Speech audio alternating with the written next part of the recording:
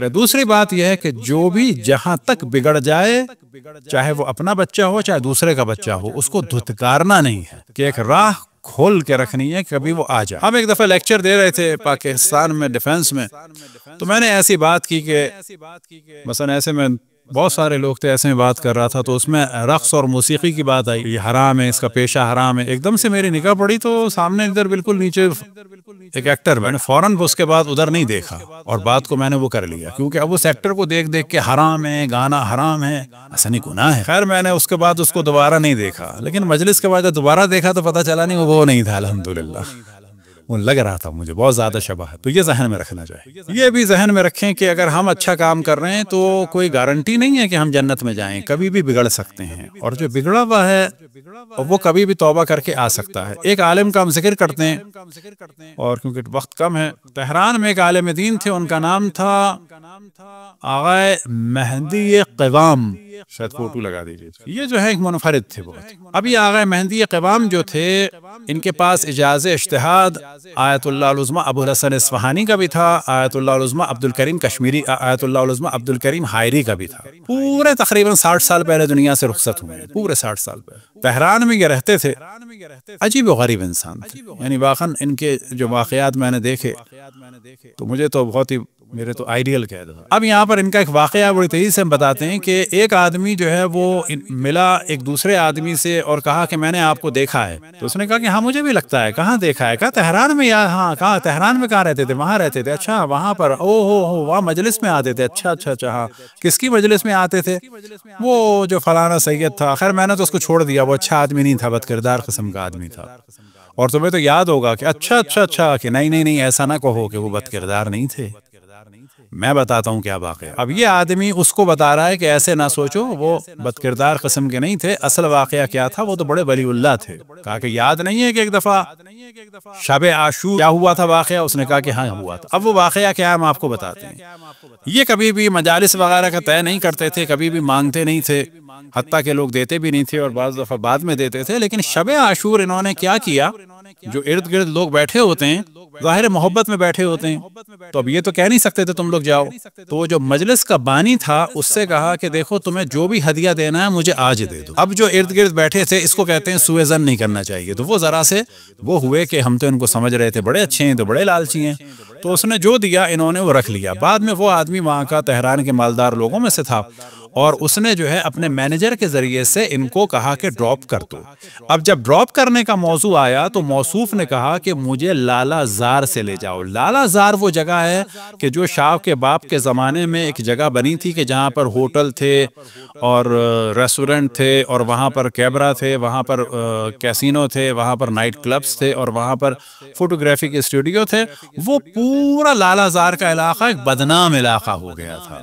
تو انہوں نے فرمایا کہ مجھے لالا زار جانا ہے پہلے۔ اب مثلا ایک عالم دین، وہ بھی تقریباً 60 سال کا، البتہ 65 سال کے 62 سال میں ان کا انتقال ہو گیا تھا، اور شب عاشور یا شاید شب 9 محرم ایسا تھا کچھ، یا شب 9 یا شب 8 یا شب 9 یا شب 10، یعنی شب عاشور۔ میں مینیجر سے اس کے جو ڈراپ کرنے جا رہا ہے، اور ساتھ میں وہ مرید بھی بیٹھا ہے، یہ وہی مرید ہے جو بعد میں ان کو برا کہہ رہا ہے۔ انہوں نے کہا کہ مجھے لالا زار جانا ہے۔ لالا زار جانا ہے؟ تو اس نے ڈرائیور نے کہا آغا لالا زار جانا ہے؟ تو انہوں نے کہا ہاں لالا زار جانا ہے۔ کہاں جانا ہے؟ تو انہوں نے کہا وہاں پر ایک کیبرا ہے، اس کا نام حامان ہے، وہاں جانا ہے۔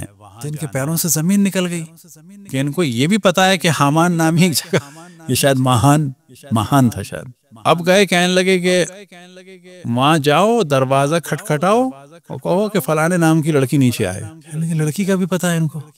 اتنے میں لڑکی کو بتایا کہ فلانے آغا ملنے آئے، تو اس میں خیر بڑی شرافت تھی، اور وہ اپنا سرور ڈھک کے آئی نیچے۔ بعد میں اس لڑکی سے انہوں نے کہا کہ گاڑی میں بیٹھو، اور ان دو کو اتار دیا۔ اب تو اور شک ہو گیا۔ اب اس کے بعد کیا ہوا واقعہ یہ ہوا کہ بعد میں اس سے کچھ بات کی، اور بات کرنے کے بعد وہ جو نیک آدمی تھا وہ تو چلا گیا۔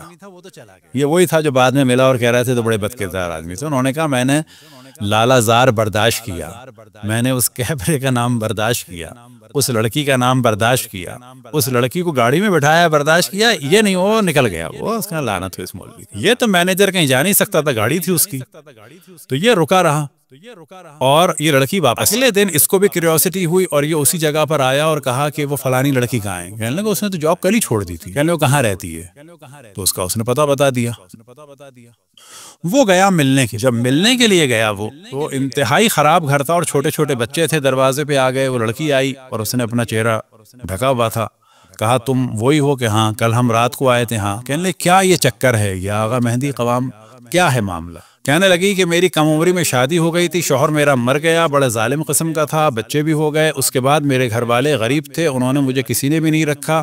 میں کئی دن کی بھوکی تھی. میں نے بڑی اللہ سے دعائیں کی اور کل میں نے جو ہے اللہ سے کہا تھا کہ تو میری نہیں سن رہا. اب میں جا رہی ہوں گناہ کی راہ میں. تو میں وہاں چلی گئی تھی البتہ کام کرنے کہ لوگوں کو شراب پلاؤں یہ کروں وہ کروں. میں باغی ہو گئی تھی. اب جو ہے کس نے بتایا مہدی قوام کو یہ مجھے نہیں معلوم. اور وہ آئے اور آنے کے بعد انہوں نے مجھے جب گاڑی میں بٹھایا ہے تو یہ بات کی ہے کہ دیکھو تم پریشان ہو میں جانتا ہوں. یہ میرے جیب میں لفافہ ہے امام حسین کی مجلس میں. کیا ہے کتنا ہے مجھے نہیں معلوم. یہ میں تمہیں دے رہا ہوں. اس کے پیچھے میرا ایڈریس ہے. میری صرف تم سے گزارش و درخواست یہ ہے کہ یہ رکھ لو اور جب تک یہ ہے تم گناہ نہ اور بعد میں مجھے بتانا جو ہو سکے گا میں کروں. اس لڑکے نے مینیجر نے اس لڑکی سے شادی کی. اس کے بچوں کو پالا اور اب اس مینیجر کی ملاقات ہوئی تھی ان سے. تو یہ ذہن میں رکھیں کہ اپنا کوئی بھی ہو کتنا بگڑ سکتا ہے. رقص میں، موسیقی میں، فسق میں، فجور میں، عریانیت میں، فحاشیت میں. جہاں تک وہ چلا جائے چلا جائے چلا جائے لیکن ہم کو اس کو نہیں چھوڑنا ہے. اور اللہ سبحانہ و تعالیٰ کی رحمت سے مایوس کوئی بھی کبھی بھی آ سکتا ہے. اور ہم اپنے آپ کو ایسا نہ سمجھیں کہ ہم کبھی نہیں پلٹ سکتے. یاد رکھیں ایک گناہگار کا بچہ مرتا ہے تو وہ نیک ہو جاتا ہے اور ایک نیک کا بچہ مرتا ہے تو وہ کافر ہو جاتا ہے. بس لہذا اپنے ایمان پر غرور نہیں. کتنا ٹائم رہ گیا بتا دیجیے گا. اپنے ایمان پر غرور نہیں کرنا چاہیے. یہ بھی غرور ہوتا ہے کہ میں با ایمان ہوں با ایمان مروں گا. نہ استغفر اللہ. یا اللہ تیرا شکر ہے کہ ابھی کچھ ایمان ہے. یا اللہ تیرا شکر ہے ابھی کچھ عبادت کر رہا ہوں. مجھے مرتے دم تک با ایمان رکھنا، عبادت کی توفیق مجھے دینا.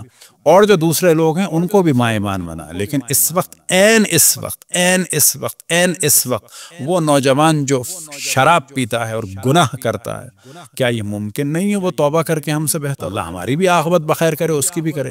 یہ جو سو کالڈ دیندار لوگ کہ اللہ کا شکر ہے وہ میں نہیں ہوں، جو ٹھیکیدار بنتے ہیں لوگوں کے، ڈے آف ججمنٹ سے پہلے اس کو جہنم میں بھیجتے ہیں اور ڈے آف ججمنٹ سے پہلے اپنے آپ کو جنت میں ڈالتے ہیں. نہ بابا جی ایسا نہ اپنے آپ کو جنت میں ڈالو نہ کسی کو جہنم میں ڈالو. ہے نا، اپنے آپ کو بھی جہنم میں نہ ڈالو.